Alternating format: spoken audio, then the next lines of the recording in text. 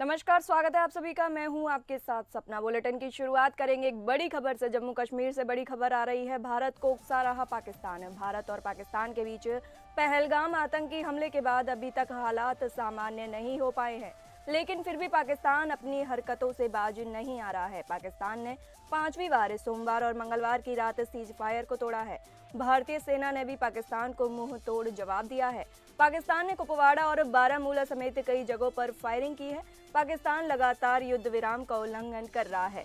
उसने सोमवार और मंगलवार की रात बारामूल और कुपवाड़ा के साथ साथ अखनूर की चौकियों की ओर भी फायरिंग की।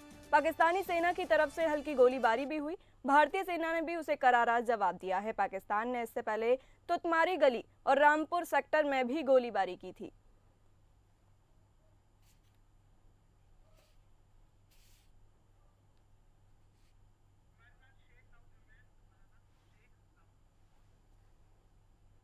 इसी के साथ ज्यादा जानकारी के लिए हमारे संवाददाता शेख दाऊद हमारे साथ जुड़े हुए हैं। शेख, आपसे जानेंगे, कश्मीर में टेंशन जारी है, पाकिस्तान लगातार युद्ध विराम का उल्लंघन कर रहा है, क्या चाहता है पाकिस्तान?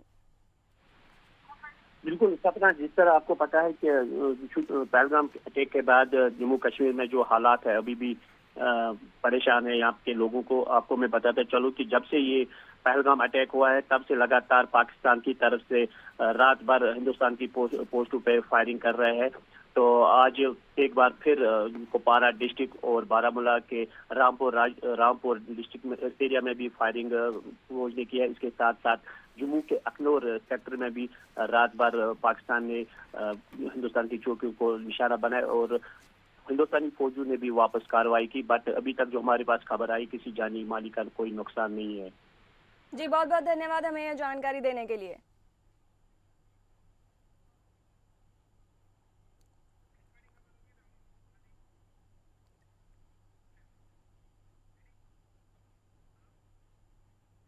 और अगली बड़ी खबर ये है कि सांसद राहुल गांधी आज यूपी के दौरे पर आ रहे हैं। वो अपने संसदीय क्षेत्र रायबरेली जाएंगे, जहां केंद्रीय योजनाओं की हकीकत परखेंगे। बचत भवन में जिला विकास समन्वय एवं अनुश्रवण समिति की बैठक में बतौर सभापति शामिल होंगे। इसकी तैयारियों को लेकर सोमवार को दिन भर जिला प्रशासन हलकान रहा। दिशा की बैठक 5 नवंबर 2024 को हुई थी। पिछली बैठक में उठाए गए कई मामलों का निस्तारण नहीं हुआ है। सांसद राहुल गांधी पिछली बैठक में उठे मामलों के निस्तारण की समीक्षा करेंगे। इसके बाद वे जिले में संचालित केंद्रीय योजनाओं की प्रगति की भी समीक्षा करेंगे। बैठक में अमेठी के सांसद केएल शर्मा भी शामिल रहेंगे।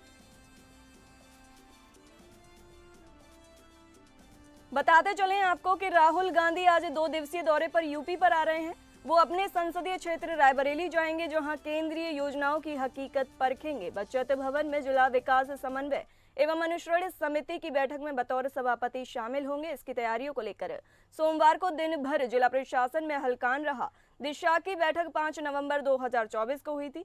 पिछली बैठक में उठाए गए कई मामलों का निस्तारण नहीं हुआ है।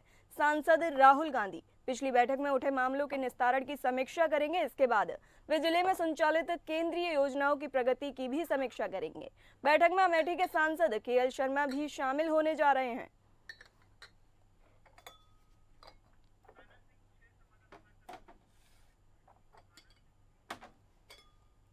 इसी के साथ ही ज्यादा जानकारी के लिए हमारे विशेष संवाददाता आनंद सिंह हमसे जुड़े हुए हैं। आनंद सिंह, आपसे जानेंगे, राहुल गांधी की यूपी दौरे का मायने क्या है? बिल्कुल, देखिए, राहुल गांधी आज उत्तर प्रदेश के रायबरेली अमेठी के दौरे पर आ रहे हैं और लखनऊ एयरपोर्ट वो थोड़ी देर पहले अब पहुंचे थे, जहां से अब वो रायबरेली के लिए रवाना हो गए हैं। अमेठी के राहुल गांधी रायबरेली के राहुल गांधी सांसद हैं। अमेठी की सीट भी कांग्रेस के पास ही है और चूंकि जो सांसद बतौर सांसद उनका ये दौरा लगातार होता ही रहता है। दिशा की बैठक में आज उनको हिस्सा लेना है। इसके अलावा तमाम जो परियोजनाएं हैं उसका वो निरीक्षण करेंगे। अपने जो कार्यकर्ता हैं उनके साथ मुलाकात करेंगे। पार्टी के जो पदाधिकारी हैं जिला स्तर के, उनके साथ उनकी बैठक उनकी मुलाकात होगी। और ये एक रूटीन दौरा है, जैसा कि जो सांसद होते हैं जो अपने क्षेत्रों का दौरा करते हैं, एक रूटीन दौरा है। आज और कल, यानी आज 29 तारीख और कल 30 तारीख को दोनों दिन राहुल गांधी यहाँ पर रहने वाले हैं, जिसमें दोनों जगहों पर उनके कार्यक्रम लगे हैं, चाहे वो अमेठी हो चाहे वो रायबरेली हो। जी, बहुत बहुत धन्यवाद आनंद सिंह हमें जानकारी देने के लिए।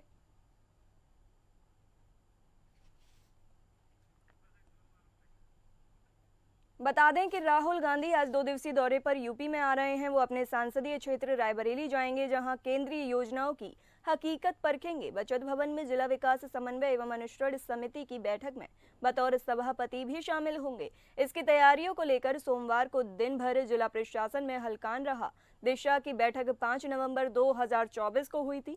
पिछली बैठक में उठाए गए कई मामलों का निस्तारण नहीं हुआ है।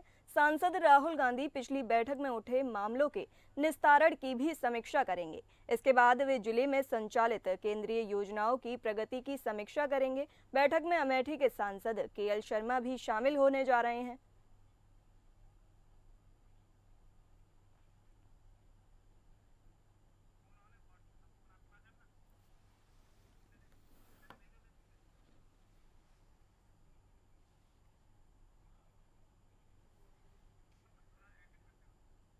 बताते चलें कि जहां केंद्रीय योजनाओं की हकीकत राहुल गांधी परखने वाले हैं, बचत भवन में जिला विकास समन्वय एवं अनुश्रवण समिति की बैठक में वो बतौर सभापति शामिल होंगे। इसकी तैयारियों को लेकर सोमवार से ही दिन भर जिला प्रशासन में हलकान रहा। दिशा की बैठक में 5 नवंबर 2024 को हुई थी। पिछली बैठक में कई मामलों का निस्तारण नहीं हो पाया। सांसद राहुल गांधी पिछली बैठक में उठे मामलों के निस्तारण की समीक्षा भी करने जा रहे हैं। इसके बाद वे जिले में संचालित केंद्रीय योजनाओं की प्रगति की समीक्षा करेंगे। बैठक में अमेठी के सांसद केएल शर्मा भी शामिल होंगे।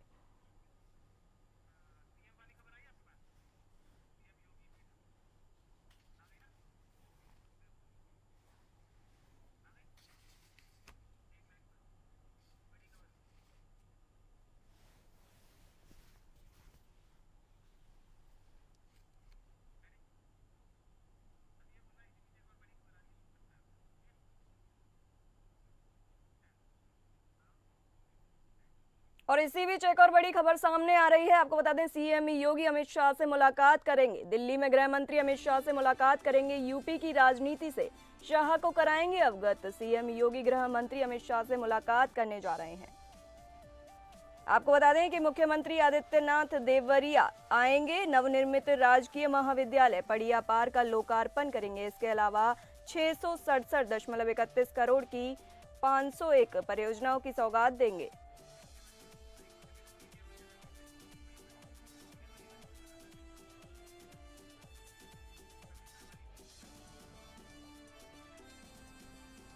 आपको बता दें कि दिल्ली में गृह मंत्री अमित शाह से मुलाकात करेंगे यूपी के सीएम। यूपी की राजनीति शाह को कराएंगे अवगत। आप बताते चलें कि राजनीति में गृह मंत्री अमित शाह से मुलाकात करेंगे सीएम योगी आदित्यनाथ।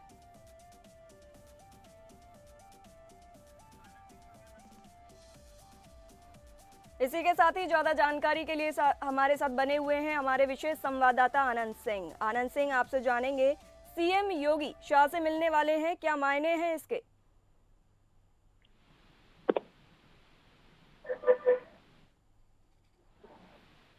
क्या आप हमें सुन पा रहे हैं? आनंद सिंह, आपको हमारी आवाज आ रही है? आप हमें सुन पा रहे हैं?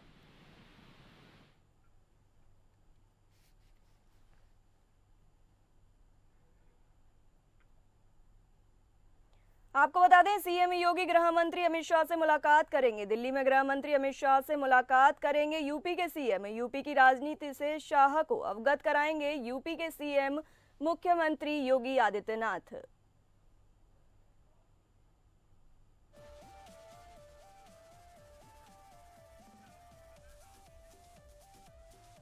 इसी के साथ ही हमारे साथ बने हुए हैं हमारे विशेष संवाददाता आनंद सिंह। आनंद सिंह, आपसे जानेंगे, सीएम योगी शाह से मिलने वाले हैं और इसके क्या मायने हैं?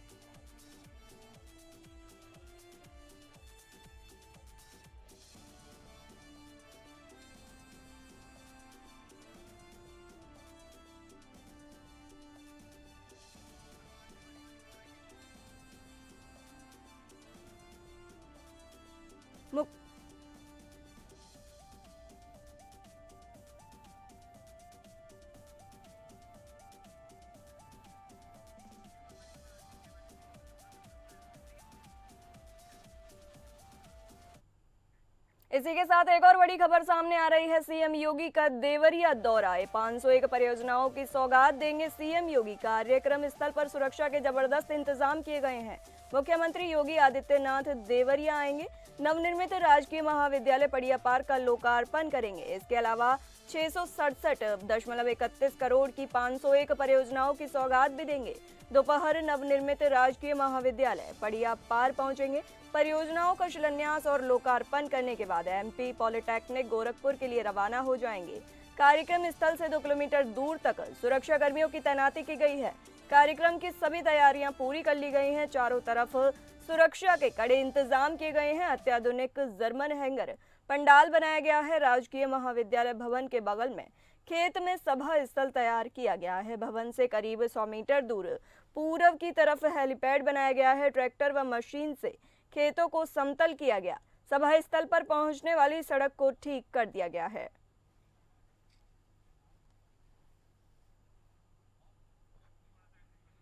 बताते चलें कि मुख्यमंत्री योगी आदित्यनाथ देवरिया आएंगे, नवनिर्मित राजकीय महाविद्यालय पड़िया पार का लोकार्पण करेंगे। दोपहर नवनिर्मित राजकीय महाविद्यालय पड़िया पार पहुंचेंगे, परियोजनाओं का शिलान्यास करेंगे और लोकार्पण करने के बाद एमपी पॉलिटेक्निक गोरखपुर के लिए रवाना हो जाएंगे। कार्यक्रम स्थल से 2 किलोमीटर दूर तक सुरक्षा कर्मियों की तैनाती कर दी गई है। कार्यक्रम की सभी तैयारियां पूरी कर ली गई हैं। चारों तरफ सुरक्षा के कड़े इंतजाम किए गए हैं। अत्याधुनिक जर्मन हैंगर पंडाल बनाया गया है। राजकीय महाविद्यालय भवन के बगल में खेत में सभा स्थल तैयार किया गया है। और बता दें कि भवन से करीब 100 मीटर दूर पूर्व इस तरफ हेलीपैड बनाया गया है। ट्रैक्टर व मशीन से खेतों को समतल किया गया है। सभा स्थल पर पहुंचने वाली सड़क को ठीक कर दिया गया है।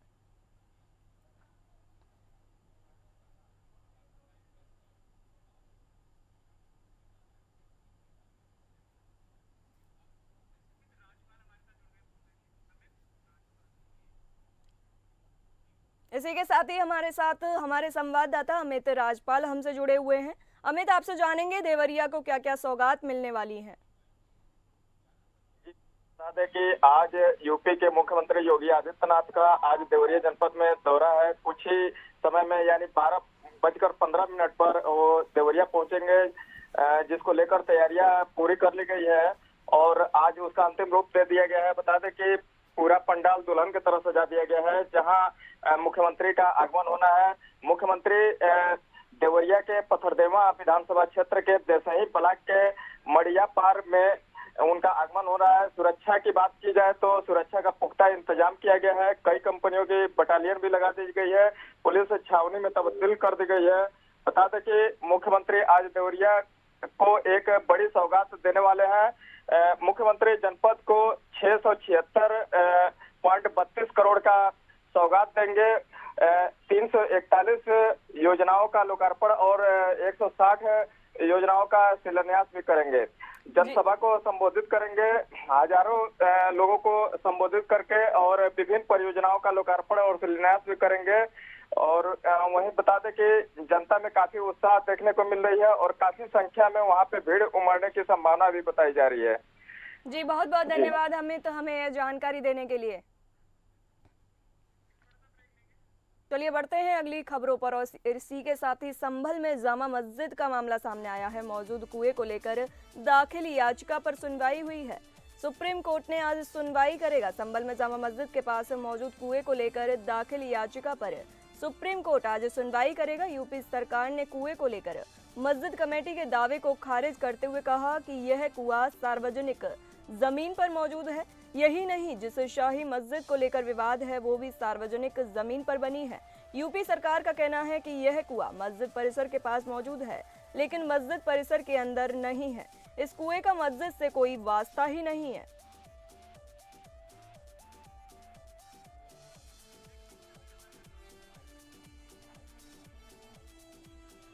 इसी के साथ ही हमारे संवाददाता विवेक सिंह हमसे जुड़े हुए हैं। विवेक, पूरा मामला क्या है? सुप्रीम कोर्ट एक मामले पर सुनवाई कर रहा है। संभल जामा मस्जिद है, इस मामले पर लेकर कई याचिकाएं दाखिल की गई हैं। उनमें से एक याचिका दाखिल की गई और ये कहा गया कि जो शाही मस्जिद है उस मस्जिद के पास एक कुआं है, जो कि मस्जिद पक्ष का ये दावा है कि वो कुआं उनका है, जबकि हिंदू पक्ष का ये कहना है कि संभल में ऐसे कितने ही कुएं हैं जिनका जीर्णोद्धार किया जा रहा है। इसी पर मुस्लिम पक्ष सुप्रीम कोर्ट आया था और ये कह रहा था कि जो वो कुआं है उस कुएं पर उनका हक है, ऐसे में उसका इस्तेमाल मस्जिद को करने दिया जाए। लेकिन इस मामले में सुप्रीम कोर्ट में यूपी सरकार ने एक हलफनामा दाखिल किया और ये बताया कि इस मामले में जो मस्जिद है, मस्जिद का ये जो के सीढ़ियों के पास जो ये कुआं बना हुआ है उस पर हक जो है मस्जिद का कमेटी का नहीं है, और जो ये कुआं है वो सार्वजनिक है और पहले भी इसका इस्तेमाल सार्वजनिक तौर पर किया जाता रहा है। लेकिन अब जो मुस्लिम पक्ष का ये दावा किया जा रहा है कि इस मामले में जो कुआं है वो मुस्लिम पक्ष का है, वो बिल्कुल गलत है, और जो फोटो सुप्रीम कोर्ट में दिखाई गई और सिर्फ बयान दिया गया वो बिल्कुल गलत है, क्योंकि ये सार्वजनिक कुआं था और इसका इस्तेमाल किया जाता था। हालांकि ये मस्जिद के बहुत नजदीक है, लेकिन जहां तक इस कुएं की बात है तो वो सार्वजनिक तौर पे था, और ये मस्जिद जो बनी हुई है वो भी सार्वजनिक जगह पर ही बनी हुई है। तो कुल मिला के जो मस्जिद पक्ष की तरफ से तथ्यों का वो तोड़ मोड़ कर पेश किया जा रहा है। तो ऐसे में जब 10 जनवरी को इस मामले पर सुनवाई हुई तो सीजीआई की अध्यक्षता वाली बेंच ने इस मामले में स्टेटस को मेंटेन करने को कह दिया था। यहाँ पे हम अपने दर्शकों को ये भी चीज बताना उचित समझेंगे कि जो ये मस्जिद है जिसको लेकर विवाद चल रहा है, उसके अलावा भी संभल में कई ऐसी प्राचीन चीजें थी जिनका जीर्णोद्धार स्थानीय प्रशासन ने किया था, और इस जो कुआं है उस कुएं की जीर्णोद्धार की बात कही थी, जिसके लिए एक नोटिफिकेशन जारी किया था, उस पर सुप्रीम कोर्ट ने रोक लगा दी थी। तो फिलहाल के लिए वो रोक जारी है। अब देखना होगा कि जो यूपी सरकार का हलफनामा दाखिल किया गया जिसमें ये स्पष्ट किया गया है कि वो जो मस्जिद के सीढ़ियों के पास जो कुआं है वो सार्वजनिक है, तो क्या इस पर मुस्लिम पक्ष का हक होगा या नहीं होगा, ये आज सुनवाई में होगा। तो ये देखना होगा कि सुप्रीम कोर्ट इस मामले पर कोई निर्णय लेता है नहीं। लेकिन इस मामले में फिलहाल के लिए जो स्टेटस को मेंटेन 10 जनवरी का था वो अभी भी मौजूद है। जी, बहुत बहुत धन्यवाद विवेक सिंह हमें जानकारी देने के लिए।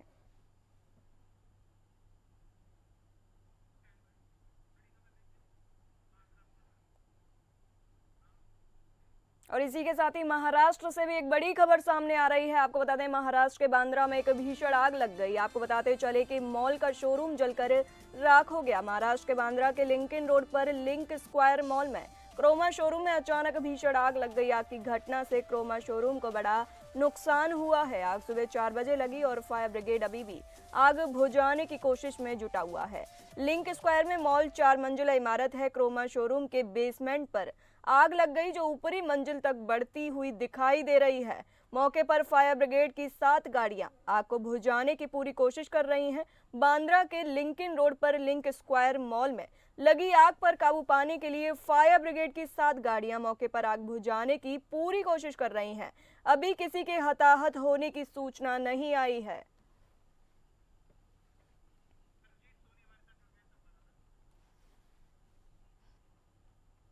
और इसी के साथ ही ज्यादा जानकारी के लिए हमारे साथ रंजीत सोनी जुड़े हुए हैं। रंजीत, आपसे जानेंगे इस रिपोर्ट में घोटाले का मास्टरमाइंड कौन है?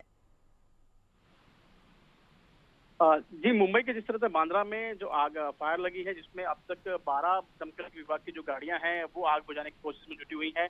ये बीएमसी की तरफ से लेवल 4 की जो आग बताई जा रही है। हालांकि इसके अंदर जो स्क्वायर मॉल है जिसमें इलेक्ट्रॉनिक जो क्रोमा शोरूम है, वहीं 200 दुकानें हैं जिसमें परफ्यूम और गारमेंट्स के हैं। तो आग अभी तक जो है आग पर जो है काबू नहीं पाया गया है। कोशिश पूरी जारी है। आग धीरे धीरे जो है वहाँ पे परफ्यूम जो दुकानें हैं वहाँ पर भी जो है आग अभी भी जो आग लगी हुई है। कोशिश पूरी जारी है। बीएमसी की पूरे जो फायर ब्रिगेड टीम है आग बुझाने की कोशिश में जुटे हुए हैं। हालांकि अब तक आग कैसे लगी ये अब इसकी जानकारी अब तक नहीं मिल पाई है। जी, बहुत बहुत धन्यवाद हमें जानकारी देने के लिए।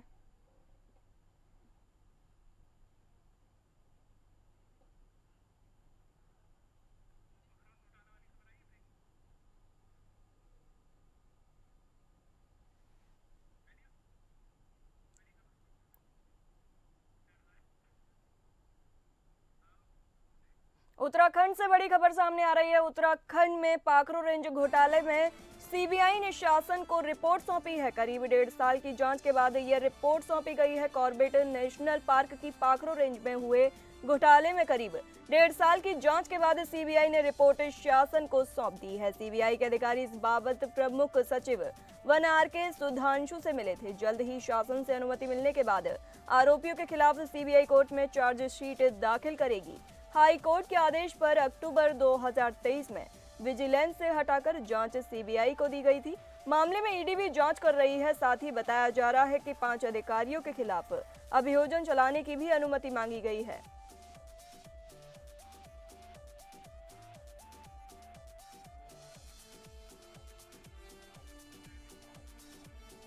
बताते चलें आपको, कॉर्बेट नेशनल पार्क की पाखरो रेंज में हुए घोटाले में करीब 1.5 साल की जांच के बाद सीबीआई ने रिपोर्ट शासन को सौंप दी है। सीबीआई के अधिकारी इस बाबत प्रमुख सचिव वन आर के सुधांशु से मिले थे।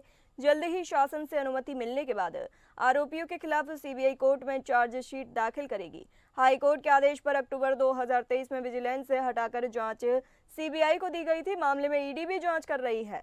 साथ ही यह भी बताया जा रहा है कि 5 अधिकारियों के खिलाफ अभियोजन चलाने की अनुमति भी मांगी गई है।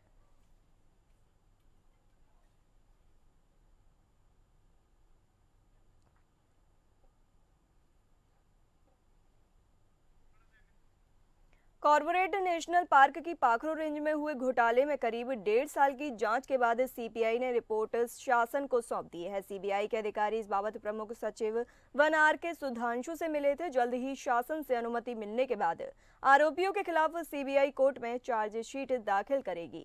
हाई कोर्ट के आदेश पर अक्टूबर 2023 में विजिलेंस से हटाकर जांच सीबीआई को दी गई थी। मामले में ईडी भी जांच कर रही है। साथ ही यह भी बताया जा रहा है कि 5 अधिकारियों के खिलाफ अभियोजन चलाने की अनुमति भी मांगी गई है।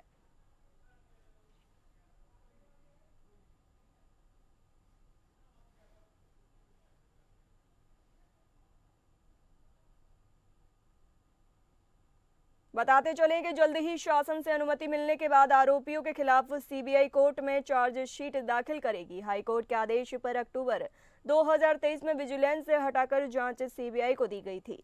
मामले में ईडी भी जांच कर रही है। साथ ही यह भी बताया जा रहा है कि 5 अधिकारियों के खिलाफ अभियोजन चलाने की भी अनुमति मांगी गई है।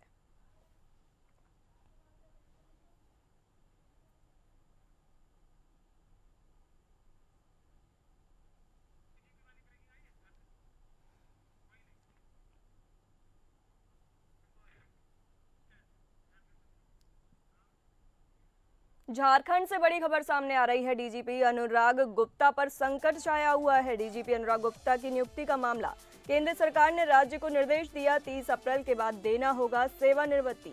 झारखंड के पुलिस महानिदेशक डीजीपी अनुराग गुप्ता को लेकर केंद्र सरकार ने राज्य सरकार को पत्र भेजकर निर्देश दिया है कि 30 अप्रैल के बाद वह डीजीपी पद पर बने नहीं रह सकते।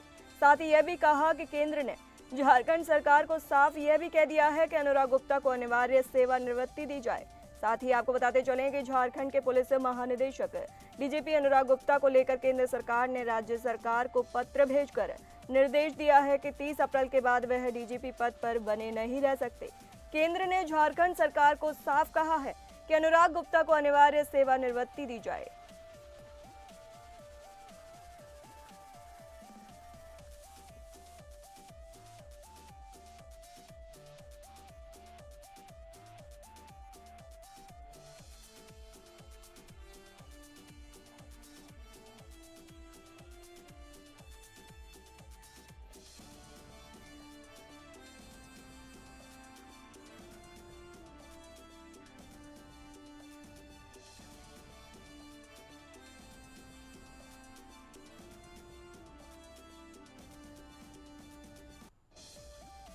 इसी के साथ ही हमारे साथ ब्यूरो हेड अजय सिंह जुड़े हुए हैं। आपसे जानेंगे कि क्या है पूरा मामला। हेलो। हाँ, ये डीजीपी, झारखंड के डीजीपी जो है वो 30 अप्रैल को उनका कार्यकाल खत्म हो रहा है, यानी उनको 30 अप्रैल को रिटायर हो रहे हैं। और इसके लिए जो है वो केंद्रीय गृह मंत्रालय ने राज्य सरकार को पत्र लिखा है। उसमें बताया गया है कि डीजीपी की नियुक्ति के लिए राज्य सरकार द्वारा बनाया गया नियम ऑल इंडिया सर्विस रूल के अनुरूप नहीं है। उनका कार्यकाल जो है वो 30 अप्रैल 2025 तक है। तो माना जा सकता है कि डीजीपी इस पद पर नहीं भी रह सकते हैं। लेकिन इनकी जो है 7 जनवरी 2025 को कैबिनेट की एक बैठक हुई थी। उसमें जो है डीजीपी की जो नियुक्ति हुई थी, वो नियुक्ति की नियमावली बनी थी। उसके अनुसार जो है वो उनकी नियुक्ति 2 सालों के लिए हुई थी। लेकिन अब चूंकि उनका रिटायरमेंट का है, तो ये अब देखने वाली बात है कि ये इनकी जो है वो इनको सेवा विस्तार दी जाएगी कि नहीं दी जाएगी। क्योंकि अब जो है डीजीपी का चयन जो है यूपीएससी के अनुसंधान के लिए नहीं भेजा जाता है। तो सरकार जो है उच्च न्यायालय के रिटायर्ड जज की अध्यक्षता में समिति की गठन करेंगी, जिसमें कि मुख्य सचिव होंगे और यूपीएससी के नामित पदाधिकारी होंगे, प्रधान सचिव होंगे, गृह सचिव होंगे। तो ये जो है वो डीजीपी से जो रिटायर्ड होने वाले हैं उनके मसले पर वो जो है वो बात होगी। और ये अब तो देखने वाली बात होगी कि आने वाले दिनों में इनका क्या कार्यकाल कैसा रहेगा, कैसा ये रहेगा, ये रिटायर होंगे अथवा नहीं। जी जी, बहुत बहुत धन्यवाद अजय सिंह हमें ये जानकारी देने के लिए। फिलहाल इस बुलेटिन में इतना ही। नमस्कार।